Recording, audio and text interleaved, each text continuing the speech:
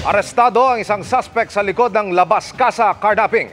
Sa modus na yan, tinatangay ang bagong release na sasakyan gamit ang loan application na ipinangalan sa mga biktimang guro.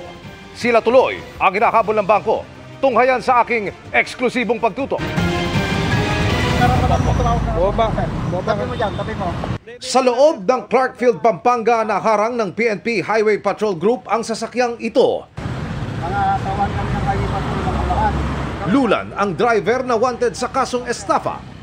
Ayon sa HPG Region 3, sangkot ang suspect sa Labas Casa Technical Carnapping Scheme, isang uri ng pagtangay ng sindikato ng mga bagong release na sasakyan sa kasa sa pamamagitan ng pag-apply ng car loan gamit ang requirements na ipapasa ng ibang tao. Depensa ng suspect, hindi siya ang ulo ng sindikato. Recruiter lang daw siya ng mga nakukumbinsi nilang mag-apply ng car loan na ang target. Puro teacher. Kapag naka-recruit na ako, meron silang bibigay sa akin 5 to 7,000. Sa oras na maaprubahan na raw ang car loan at magiging available na for release ang sasakyan sa kasa, dito na raw papasok sa eksena ang financier. Siya po ang magda-down payment po sa kasa. Ang teacher po is babayaran po siya ng 40,000 per 1 unit. At sa oras na ma-release na ang sasakyan, tatangayin na raw ito ng financier at kadalasan mabilis na naibebenta agad sa iba't ibang lugar gamit ang dinoktor ng ORCR.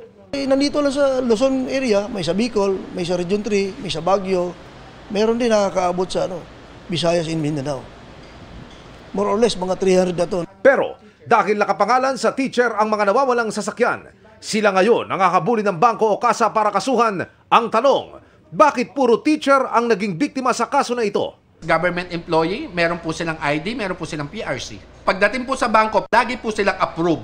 Willing daw ang narestong suspect na tumayong testigo para lumabas ang katotohanan sa carnapping scheme na ito na ang biktima sa inisyal na pagtaya nasa 300 na. Lalaban ako dahil wala akong kasalanan na ginawa. At ako'y naging agent lang at ako ay biktima lang.